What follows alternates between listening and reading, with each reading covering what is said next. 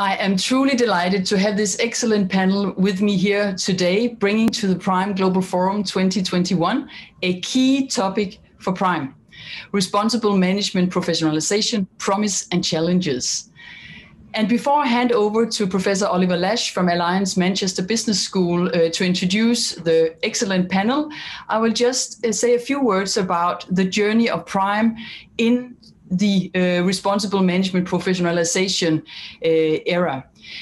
I think it's fair to say that we sort of come in at least sort of through three different stages in the professionalization of responsible management, starting out 15, 20 years ago, driven an agenda driven very much in business school, in universities by the business ethics professor, often being the lonely professor driving the agenda in the school with a dedicated elective course being taught to some passionate students. The same for business.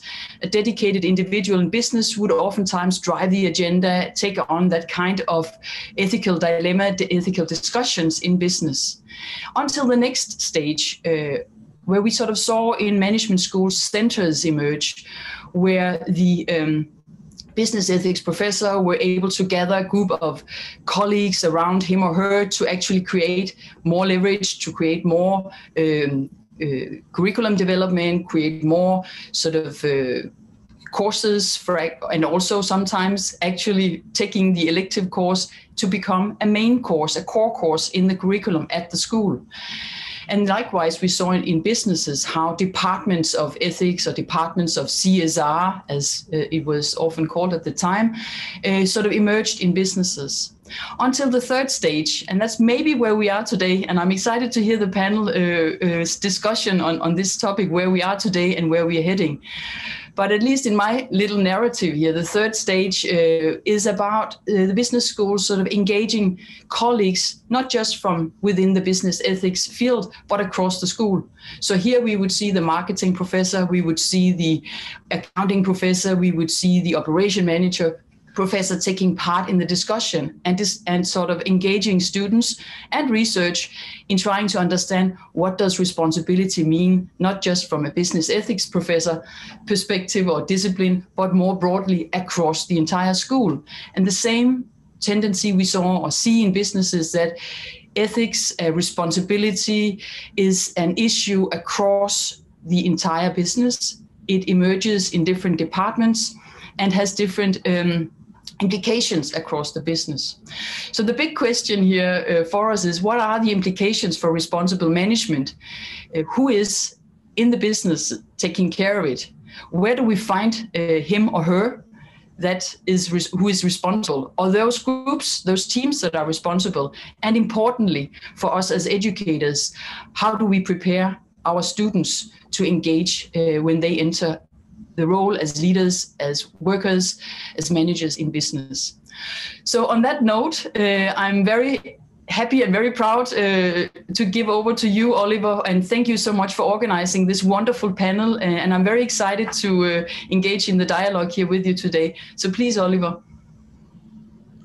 Thank you very much, Mette. And I think it was the perfect introduction to what I would like to quickly talk about. And this is about framing the discussion that we're having here very similarly to what you've done right now. Actually, I really liked your ideas about the different stages and how those different stages are something that we're running through and that we have been running through, but also it raises the question for me, what's the stage number 4 afterwards? So maybe we get to that in the discussion as well. That would be very exciting.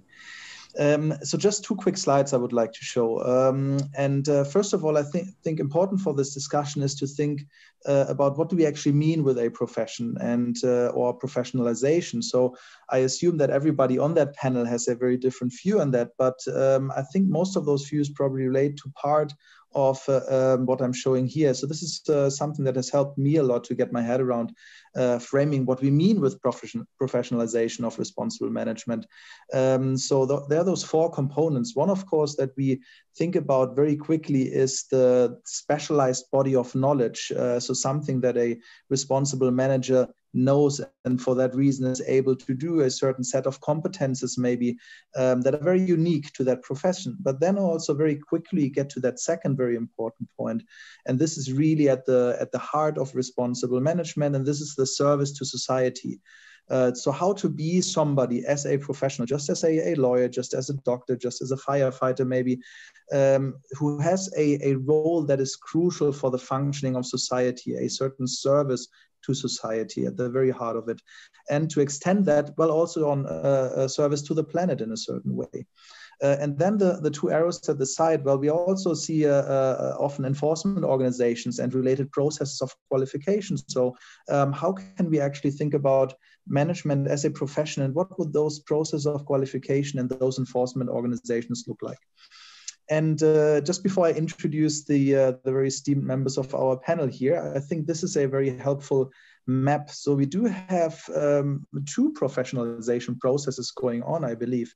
And the different members of the panel actually are more strongly grounded in respectively either one of every one of them in one of those two professionalization processes. So we do have those ethics, responsibility, sustainability, specialized management occupations or evolving or emerging professions at the moment. So think about the specialized sustainability managers, or a little bit earlier than the specialized environmental managers, CSR managers, ethics officers, and so on. So those are specialized job positions which often have almost, and maybe some of the panelists will argue entirely, achieved that status of becoming a profession. But also I think the responsible management discussion is actually much, and Prime as a movement, if you want so, I think is much more rooted in the idea of making management overall a profession. So not only those specialized positions, which are extremely important, but actually everybody in an organization, everybody in a business who's in some kind of managerial position, to have ethics, responsibility, and sustainability integrated into what they're doing on their job, and making them in a certain way a professional manager, independently of a profession being around them with enforcement organization and so on.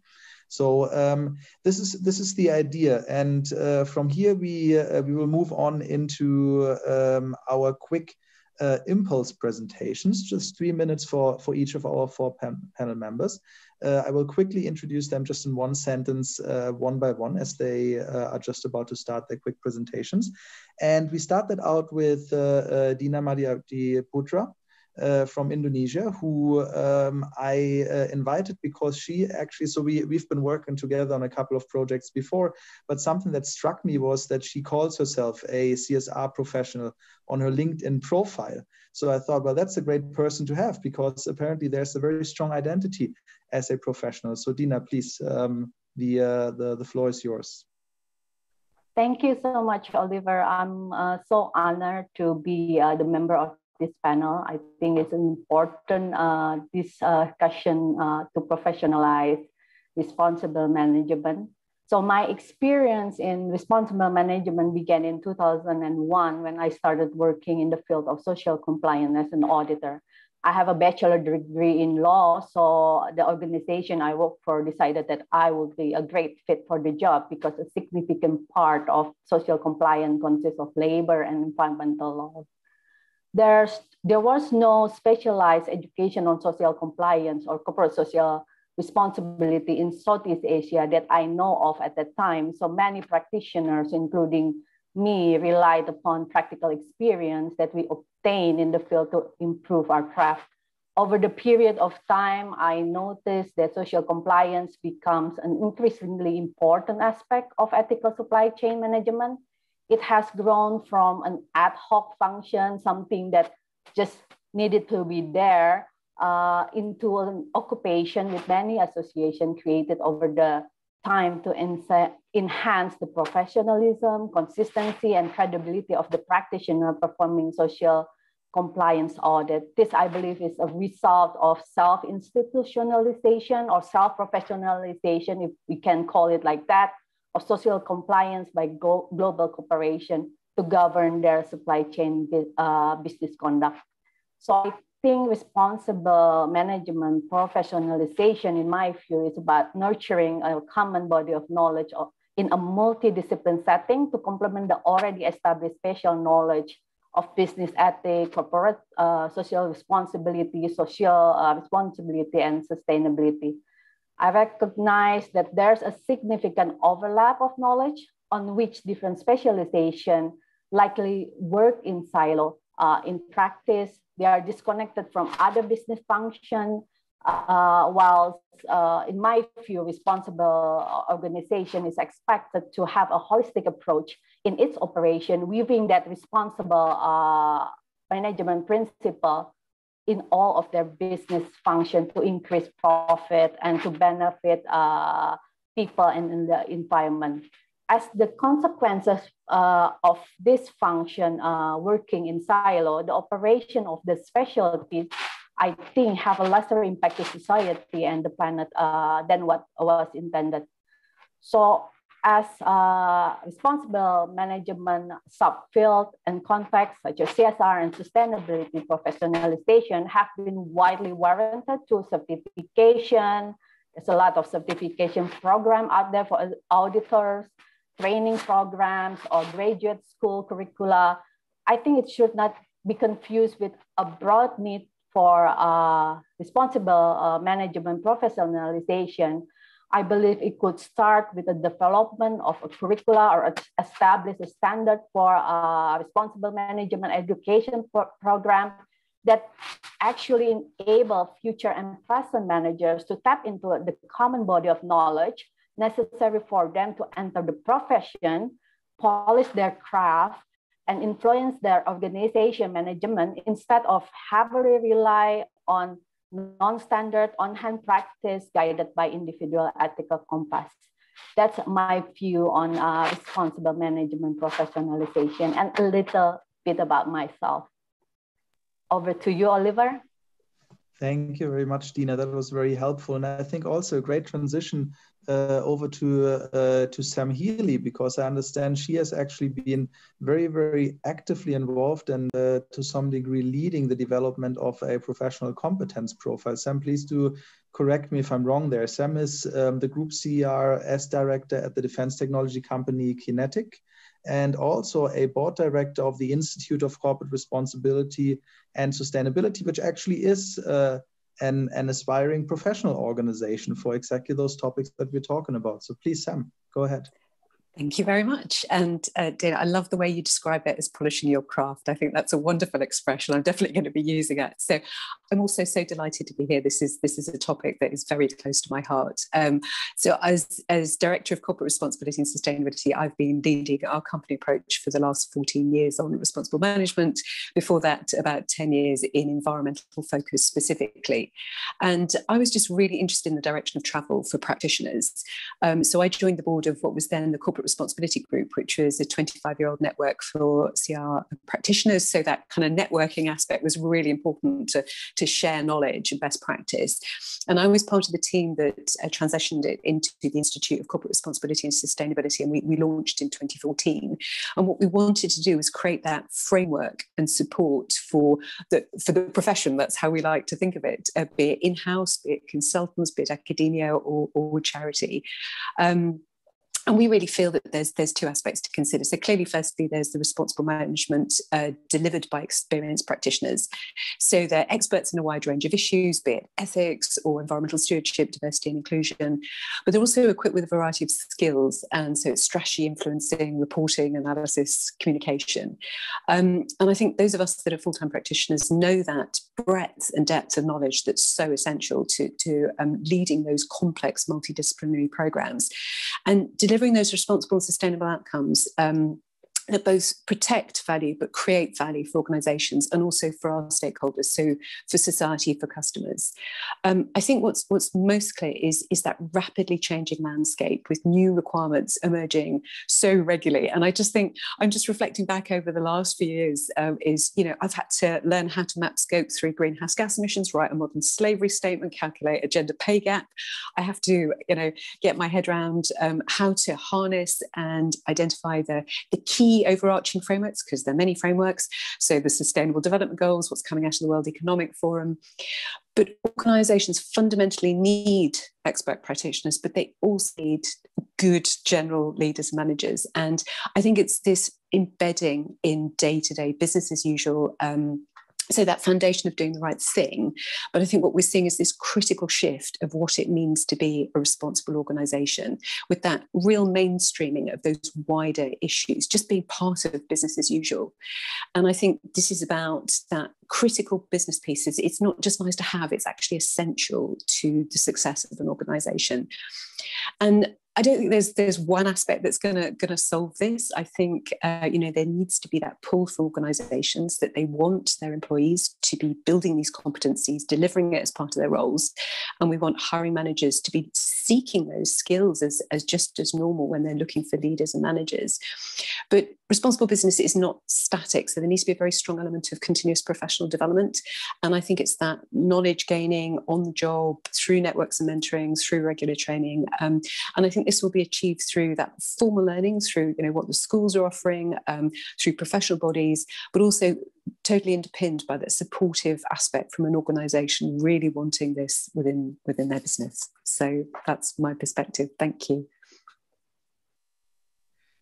Thank you very much. I think we will have a very interesting shift now over from Sam to Christine Quinn-Trunk, because I think she very strongly represents the business school perspective on that topic. And I know you have published on that topic quite extensively. So Christine is a professor at Vanderbilt University and has also been an editor of Academy of Management Learning and Education in the past. So somebody who has looked at those topics from many different angles. And I'm very excited to hear more about where you stand right now and how you see it at this moment.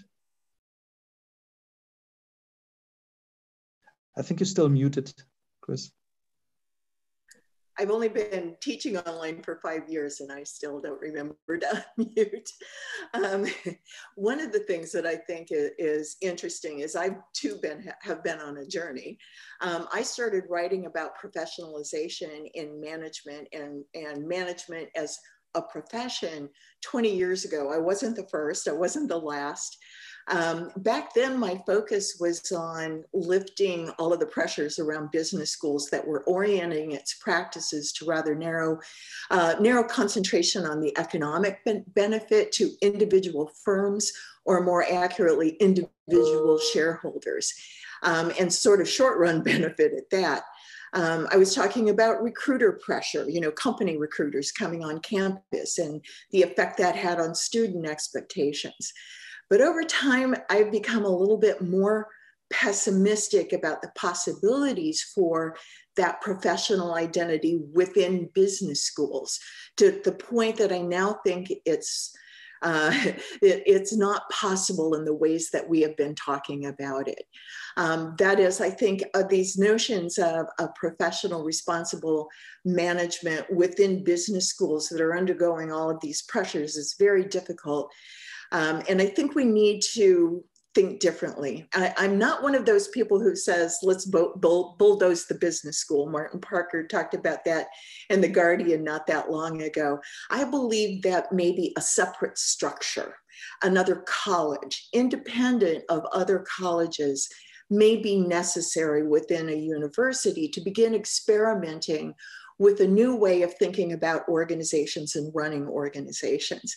So I actually, here's a little bit more biography. I came to this thinking quite by accident. I moved from a business school into a college of education a few years ago, partly because I've been writing about business education and have a real interest in universities and the role of business schools in universities.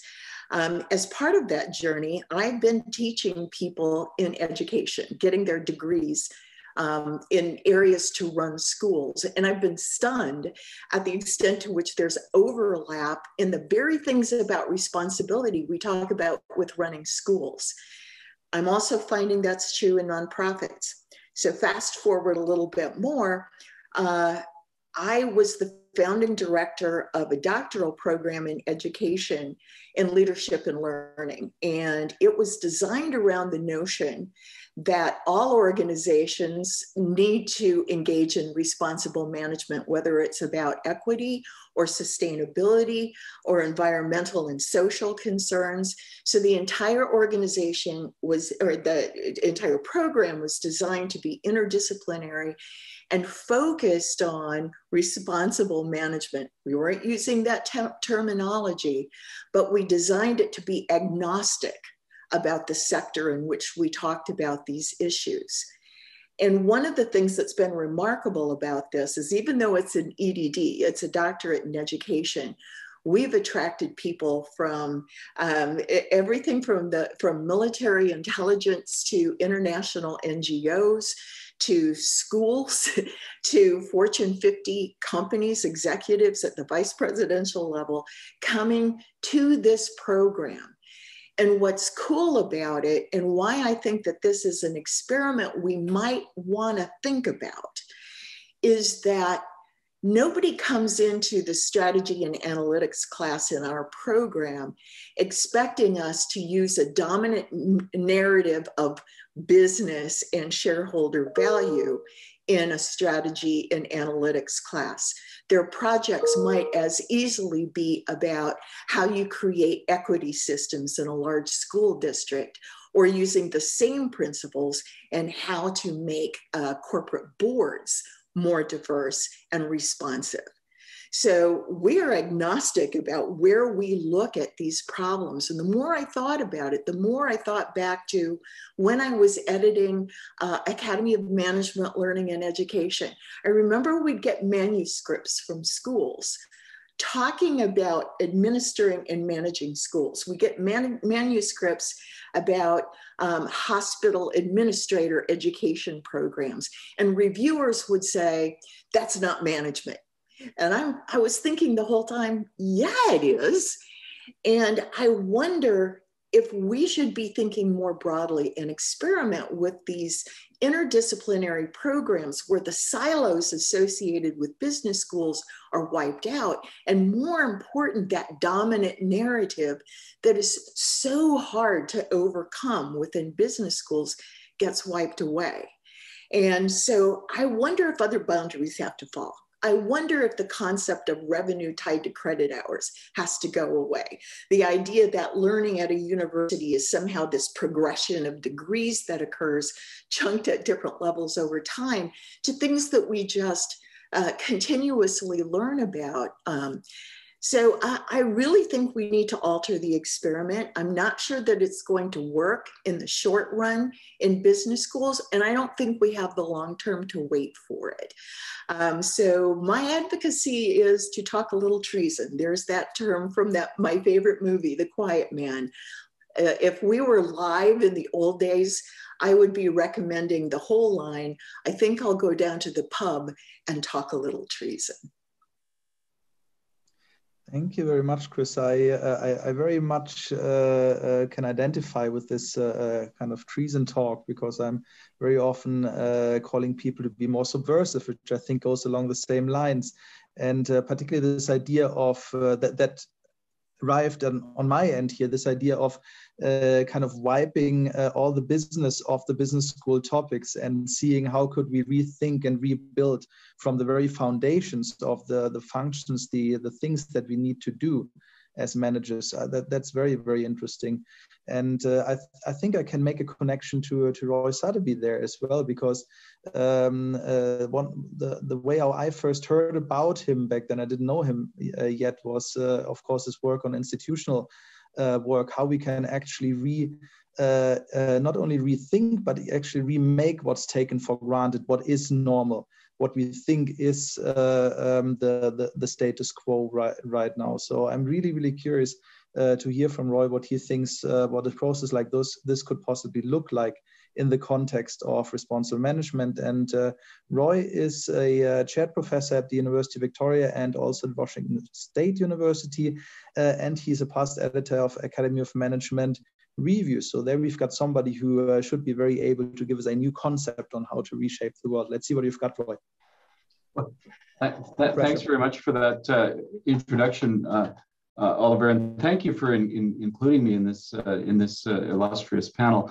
I have been interested in processes of professionalization and the role of professionals in institutional work for most of my career. In fact, my thesis was focused on the process by which accountants at the time were buying up law firms and engineering firms and becoming multidisciplinary professional firms, which is a theme that has resonated with almost all of the prior speakers so far. So I think I can speak to that. But what I'm most interested in speaking to is this question of whether or not the role, or what the role of the business school is in generating professional knowledge. Because in Oliver's first slide, he demonstrated that all this conversation that we've had about professionalization in business schools over the years has focused on the role of abstract knowledge and what that means in processes of professionalization. And I think we've had a lot of talk about professionalization in business schools, but we don't really have a conversation about what type of profession that we want to be. There's this general agreement that it has something to do with a rigorously established abstract set of knowledge or an abstract knowledge. But beyond that, we don't really talk about what that knowledge should constitute. And because we worship science so much in contemporary society, the presumption is that our knowledge mandate is going to be largely scientific in nature, and that the model for professionalization in management should be like the medical profession. In fact, since the 1959 Gordon Howell report on business school knowledge, we've become obsessed with improving the scientific status and rigor of our knowledge base. But as was pointed out by many of the introductions, our blind pursuit of scientific rigor in management schools hasn't turned out very well for us. We train business people to be very, very sharp businessmen, but we also train them to act sharply in their transactions, about maximizing profit without thought for ethics, without thought for society, without thought for the environment. So there is an emerging counter movement that we're seeing in business schools that suggests that our ideal of professionalism should be more normative, like the legal profession, where their knowledge mandate is based on knowing the world not as it is, like scientists do, but knowing the world as it ought to be, as it should be. And in fact, this is the way that business schools are presently restructuring themselves. They're trying to outdo ourselves in virtue signaling with programs revised around inclusivity, sustainability, the ethics, which as was described, used to be this sole isolated individual, is now integrated into much of the business school curricula. But the reality is that management is not a pure scientific profession like medicine, and it's not a purely scientific, not a purely normative profession like law. It is in fact a syncretic profession that's expected to do both.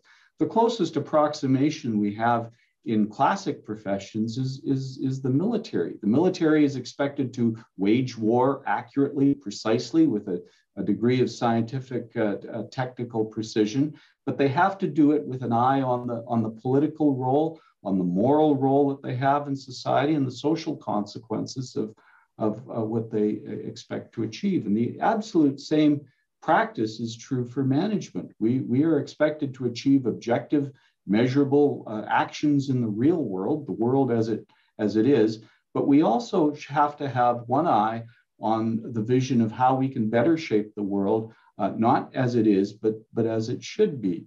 And here's the rub in all that, and that we've articulated the need for this knowledge base, but we haven't articulated what that vision of the world as it should be might look like. We haven't had that conversation in our road to professionalization.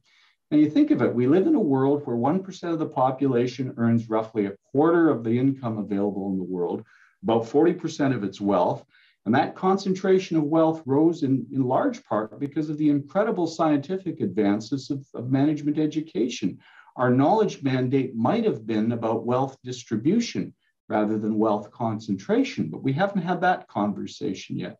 We have in part created a world that assumes or probably requires constant growth in population, in housing, in consumption, in GDP. But at the same time, the vast majority of the industrialized world thinks that such growth isn't actually necessary or desirable. Our knowledge mandate might have been about changing the assumption that growth is the only road to sustainable wealth. Perhaps efficient conversation and redistribution could be part of our knowledge mandate. We live in a world that having a job determines whether a person will get basic human needs, food, shelter, clothing, while at the same time we're creating an economy in which most of the productive work, the jobs, are held by machines. And we could, if we tax the machines, create resources to pay people to not work. Perhaps redefining the nature of work and its relationship to human identity and status should be part of our knowledge mandate. My big takeaway is this, that the first step in professionalizing responsible management is going to be to give some serious thought about what our core knowledge claim should be and what our core societal contribution should be. Professions legitimize their status, their knowledge, and their privileged position in the world by a promise to give something back. That's the regulatory bargain that we engage with the nation state. And typically, the professions, the classic professions, attach their professionalization project to some prevailing societal myth, some aspirational myth of society. For medicine, it's health. For law, it's justice. What is the lofty claim to social value that we can make in our knowledge mandate? I'm not sure, but I know it isn't efficiency. We've claimed that it's all about efficiency and rationalization, but institutional theory tells us that our claims to rationalization and efficiency are just rational myths. They aren't as real as we claim them to be. I also know that unlike my generation, where we went to business school with this ambition of getting rich, the new generation comes to business school with a view of attaching themselves to the levers of organizations in order to make some degree of positive change in the world. Maybe they see something that we don't, but if we want to professionalize, we need to start having that conversation. We need to change the questions that we ask. What is a good organization? What is meaningful work? What does social and economic parity look like? Those are the sort of defining questions that I think we need to come through as we move on this project to professionalization. Thank you very much, Roy. And I will pass it on to Mette. I think we've got a lot to discuss. Let's better get to it. We have a lot to discuss, and as always in these wonderful panels, we have too little time. But let me try to take you through a few questions. Thank you so much for these wonderful statements and experiences from practice and from academia, from business school, and wider. So I think that there is a sort of agreement that we need experts, but we also need good general managers. There is a mainstreaming going on. Dina, Sam, you've sort of said that there's a mainstreaming going on, there's certification, there's standards emerging, and at the same time there is a sort of increased need for the responsible manager to both, as you said, Roy, having a normative but also a scientific sort of standpoint to make those difficult decisions in a very complex society. And Chris, you are sort of challenging us to do more experiments and get beyond the comfortable boundaries where we usually enter the classroom when we approach our students. So very exciting. But I would like to go back to you, Oliver, and sort of picking up on Roy's comment about the sort of quest for what do we need to have as the vision for a responsible manager? Is it a redefinition, as I hear you, Roy, very sort of redefinition of what does success look like in a business? Because success, you've already said what success currently looks like in the textbooks, chapter 1, all the way to chapter 14. And then there may be this chapter 15 about responsible something. But what does success look like in a responsible management vision, Oliver? I wouldn't even talk about success really, because, and I know I'm going far off script here, isn't it, of what we usually say, but I would rather think about that very, as Roy said, what's that aspiration that we can fulfill as managers? And it's not an aspiration that sounds as exciting as those of the legal professions and medical professions and so on. But I think that aspiration could be that very basic provision of needs, like, because we as managers, that's really what managers are good at: putting things together, assembling things in a way that actually fulfill needs.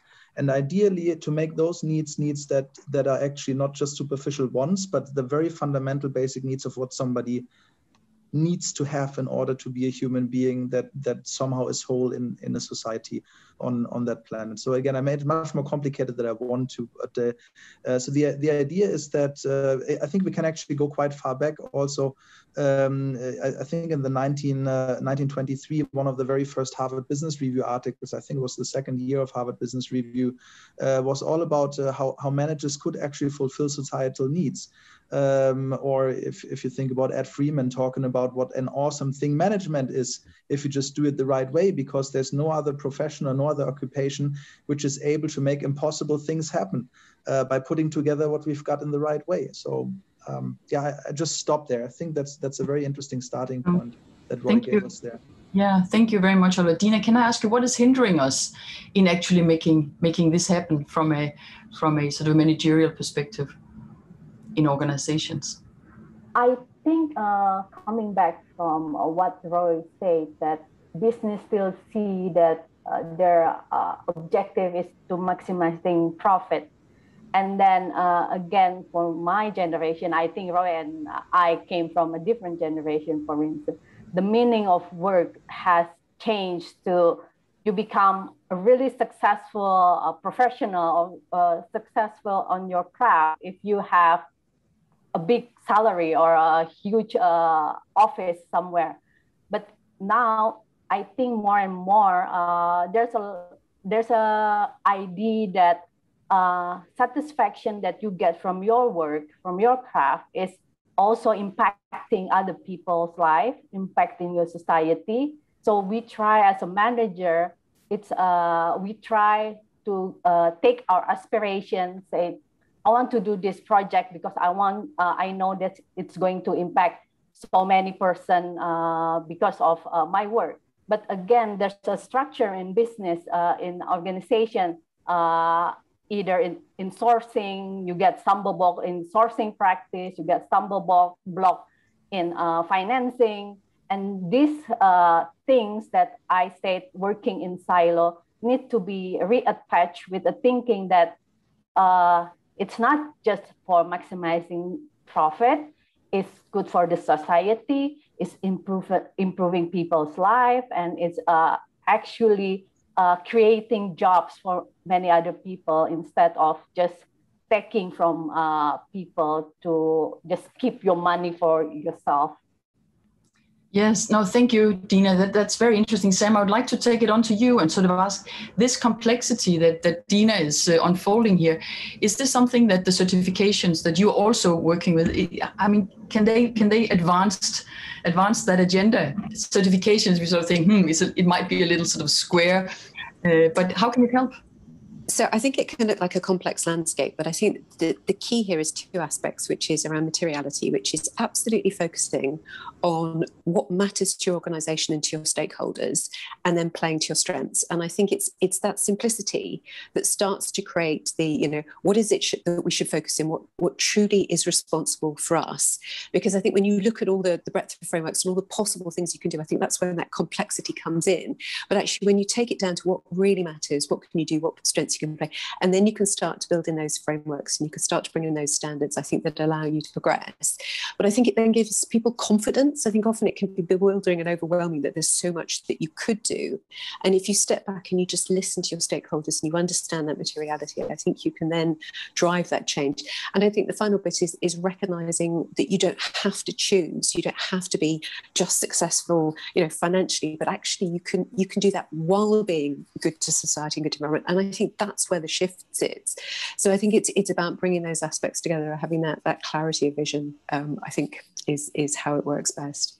Yes. No, thank you very much for this. I very much agree with your thinking here. And Chris, can I take it on to you and sort of say, ask you about, because I love the idea about the experiments that you were talking about and how, sort of take the agenda into the broader school or university. But why doesn't it happen? And how can we make more of that happen for all the schools who have not done that yet?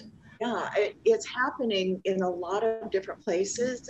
Penn has established a program very much like ours.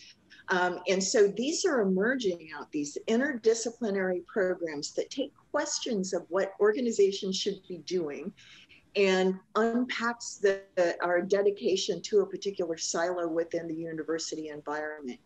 And, I think the more we do that, the more we can serve those students, although I'm a little bit skeptical that there's been a sea change. Generations get older and and things happen and they change their priorities. But I do think that our problem has been the structure of the university, that we have not been responsive to some of these issues. And going to Sam's point and also Dina's, this is what I was talking about, this dedication to the credit hour.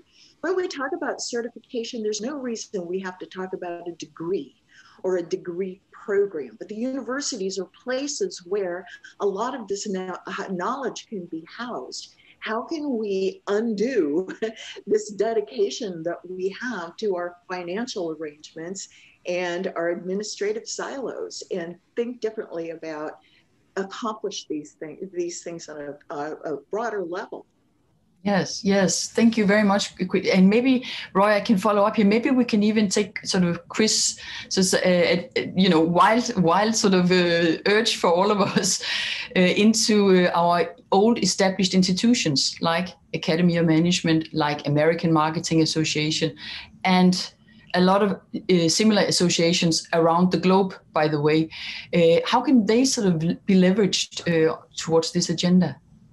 Yeah, that's a great point, and I agree entirely that one thing that we need to move away from is the sort of traditional notion of the classic professions that strike some regulatory bargain with the nation state to get a monopoly over the services they provide. That model of professionalization occurred at a specific time in history and is very unlikely to repeat itself. The model for professionalization that we might look to is the accountants who never really quite achieved that full social closure, but yet managed to have influence on a global level, which the other professions haven't quite had. And what that means is that the process of training those professionals, as Chris and Sam and Dina have all pointed out, it's a different model of education. It may have some degree of micro-credentialing that occurs partly in the university, yes, but also partly in the organization. Just listening to the description of what Sam is doing in her organization perhaps provides a model for this collaborative form of micro-credentialing of professions that will occur. And the Academy of Management and all of our professional educational associations, which do actually have the global reach that is needed to do that, should play a dramatic role in furthering that. Absolutely. Yes, so I want to thank you very much, Pan. Before I hand back to you, Oliver, just want to thank you very much for these insights and these input to a discussion that is definitely to be continued, and definitely to be continued where you are, but very much also where I am in the Prime context. Oliver, thank you very much for organizing this panel, and I leave the last statement here to you. Well, I can just say thank you, everybody, for attending, as much everybody in the audience as our panel. And Mette, thank you so much for joining. It was really a pleasure putting this all together. And I hope it's just a starting point, as you say, for many other things that can be done, and hopefully involving also many people from the audience who were here today. Thank you, everybody.